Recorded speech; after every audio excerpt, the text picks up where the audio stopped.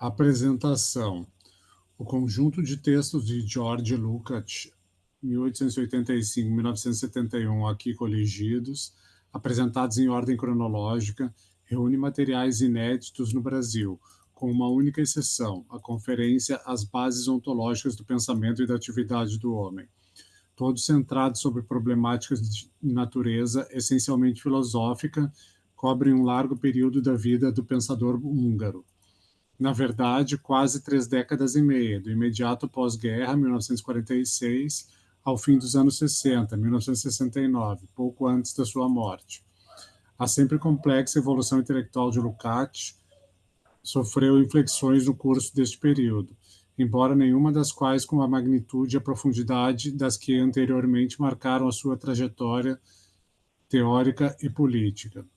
Com efeito, o filósofo que retorna à Hungria após a libertação e a derrota do fascismo já tem o seu perfil inteiramente definido. Aos 60 anos, sua assimilação do legado de Marx e Engels está substantivamente concluída. Lukács, porém, nunca foi um pensador cuja radical coerência possa ser confundida com imobilismo ou apego a posições fechadas. Ao contrário, esteve sempre atento a novas realidades da vida e da história e sempre procurou, no marco das limitações políticas a que esteve subordinado, respostas e soluções para elas. Conhecem-se tais limitações. Desde 1929, quando realizou, no interior do movimento comunista, sua primeira autocrítica, ele solidarizou-se com a teoria do socialismo num só país, e jamais foi tentado a tornar-se um dissidente. Nunca vacilou entre a fácil liberdade que o Ocidente lhe oferecia e a difícil e onerosa luta no interior das fronteiras do que seria depois designado como socialismo real, escolheu a segunda alternativa. Os custos desta escolha não foram apenas formais, como os que aparecem nas citações protocolares de Stalin, na referência a ele como um clássico do marxismo, etc., ou ainda na utilização, sobretudo nos primeiros anos da Guerra Fria, de uma linguagem virulenta, aliás, observável em passagens de alguns dos textos reunidos neste volume, o que permitiu a desafetos e leitores desavisados a pôr-lhe o carimbo de stalinista. Esta escolha afetou até mesmo a dinâmica da sua reflexão. Não são poucos os analistas que, mesmo aceitando suas concepções metodológicas gerais, atribuem a tal escolha implicações mais estruturais.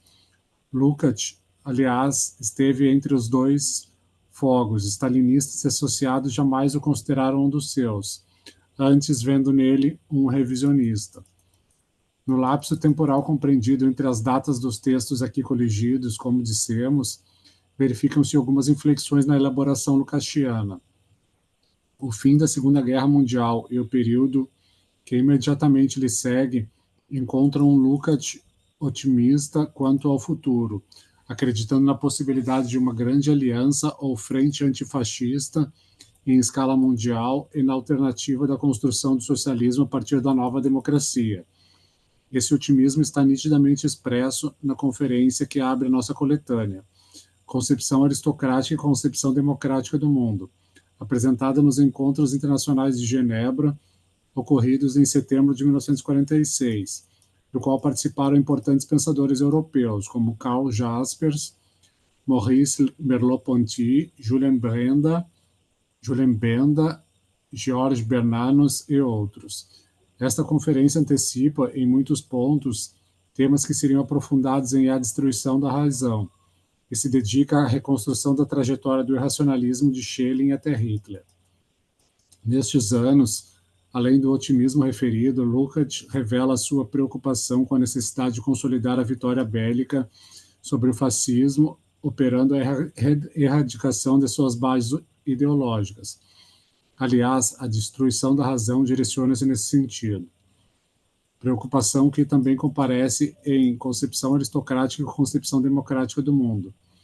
Mas é na projeção de um novo caminho para o socialismo que tal otimismo ganha forma mais precisa, como se constata na conferência que, em 20 de dezembro de 1947, Lukács pronunciou em francês, no Congresso de Filósofos Marxistas realizado em Milão, na Itália, também incluída nesta coletânea, as tarefas da filosofia marxista na nova democracia. Por nova democracia, Lukács entendia a construção de regimes democráticos que, com base na participação popular, conduziriam ao socialismo. Um conceito análogo foi elaborado por Palmiro Togliatti, o dirigente comunista italiano, quando falava na mesma época em democracia progressiva. Lukács acreditava, então, que esta nova democracia estava sendo construída nos países do leste europeu, libertados do nazismo pelo exército soviético. Depois da eclosão da Guerra Fria, porém, esses países seguiram um outro caminho, reproduzindo fielmente o modelo estatolátrico, já aplicado na União Soviética. No início dos anos 50, os stalinistas condenaram duramente as ilusões democráticas do pensador húngaro, ainda que as esperanças de Lukács numa nova democracia não tenham se confirmado nem no Ocidente nem no Leste. Esta conferência apresenta perspectivas da integração entre socialismo e democracia que podem interessar ainda hoje. Além disso, sugere importantes aspectos do modo pelo qual a filosofia marxista deve tratar as questões como a arte, a cultura, a nação, a religião, etc. O terceiro texto que coligimos é a conferência pronunciada em 29 de janeiro de 1949 em Paris, sob o patrocínio da Société Française de Philosophie, da sua transcrição e dos debates que se seguiram, dos quais participam importantes estudiosos de Hegel, como Jean Hippolyte e Jean Wahl, resultou o texto aqui apresentado como o Jovem Hegel, os novos problemas da pesquisa hegeliana. Nele, Lukács apresenta resumidamente os principais temas desenvolvidos no livro O Jovem Hegel, sobre as relações entre dialética e economia, publicado em 1948. Concluído 10 anos antes, quando ainda estava exilado na União Soviética, Lukács julgou prudente não tentar publicá-lo na época, já que suas teses principais entravam em aberta contradição com as teorias dominantes na União Soviética, segundo as quais Hegel seria um filósofo reacionário, defensor da restauração e do Estado prussiano. Estes três textos são expressivos do período 1946-1949. O otimismo que neles transparece não inibe a firmeza teórico-metodológica.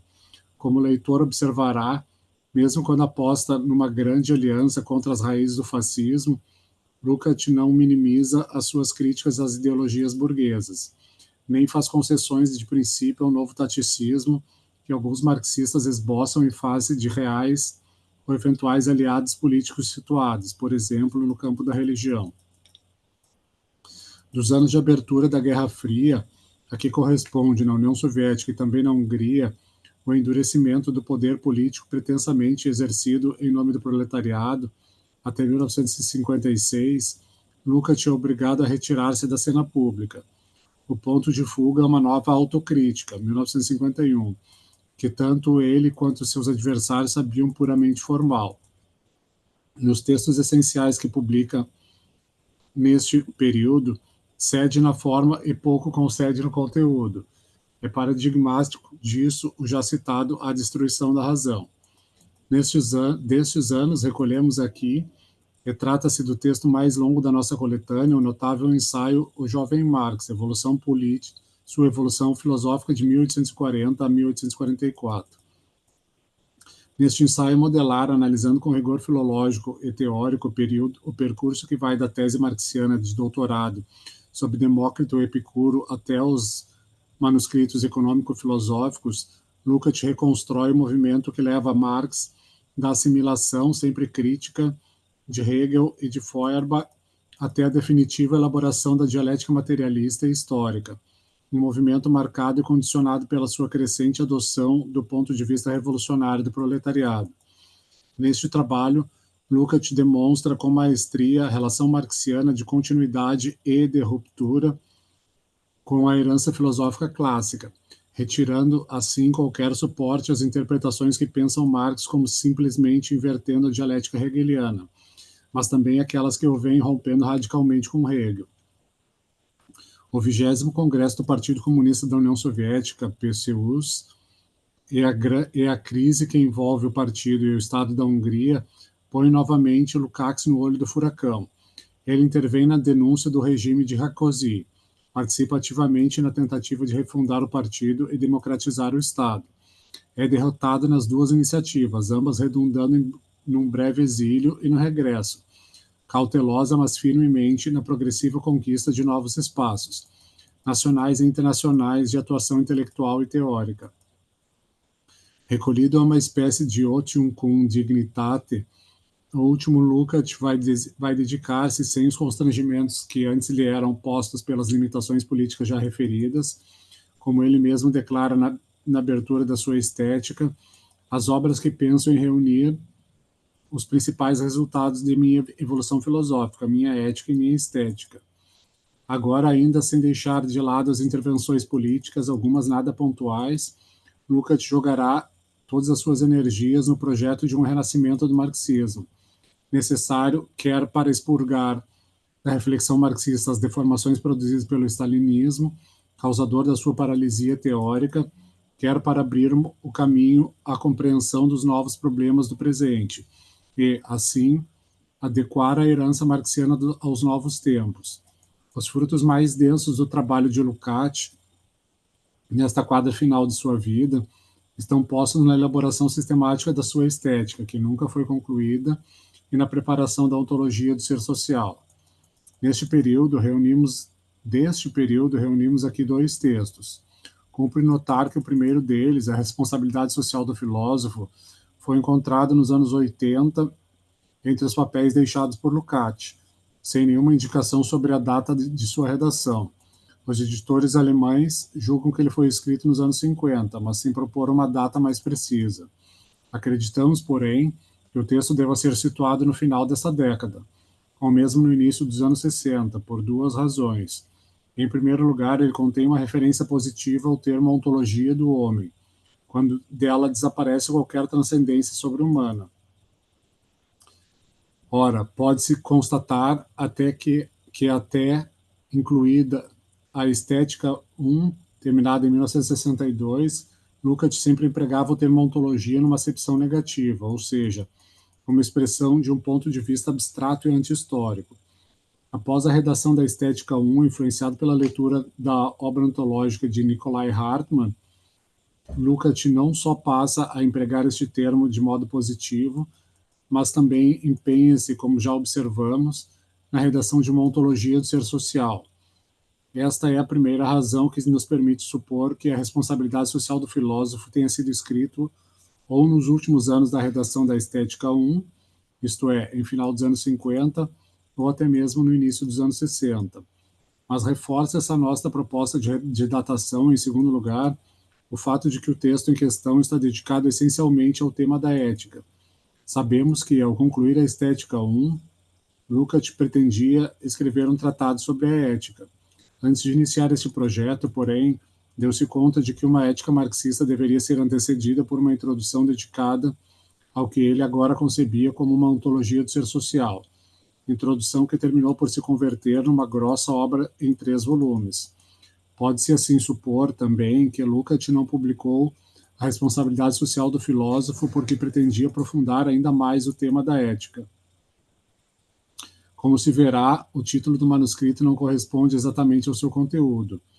Lukács trata da responsabilidade ética, mas não discute qual seria a responsabilidade específica do filósofo. De qualquer modo, seu valor reside no fato de antecipar muitas das ideias sobre ética que Lukács provavelmente desenvolveria no tratado que não teve o tempo de escrever. Por tais razões, este texto se situa, em nossa edição, entre o Jovem Marx, de 55, e o segundo ensaio do último Lukács, que aqui publicamos, As Bases Ontológicas do Pensamento e da Atividade do Homem. Redigido no início de 68, este último texto serviria de base para uma conferência a ser proferida no Congresso Filosófico Mundial realizado em Viena no mesmo ano, mas ao qual Lukács não pôde comparecer. Publicada ainda em vida de Lukács, essa conferência tem um grande mérito de ser um resumo, feito pelo próprio filósofo, das principais ideias contidas em Ontologia do Ser Social, obra que, como se sabe, só foi publicada póstumamente, até agora em húngaro, alemão e italiano. Estamos convencidos de que a presente coletânea pode fornecer uma eficiente Introdução às Concepções Filosóficas Maduras de George Lukács. Além de seu valor intrínseco, os textos aqui recolhidos servem de preparação para a leitura das mais importantes obras filosóficas da maturidade, de Lukács, como o Jovem Hegel, A Destruição da Razão e para uma Ontologia do Ser Social, além de antecipar temas que seriam tratados na ética que ele não pôde redigir. Esperamos que o leitor concorde conosco. Todas as notas contidas nesse livro, com exceção daquelas presentes no ensaio sobre o jovem Marx, são dos organizadores. No referido ensaio, as notas dos organizadores estão entre colchetes. As demais são do próprio Lukács. Rio de Janeiro, abril de 2007, Carlos Nelson Coutinho e José Paulo Neto.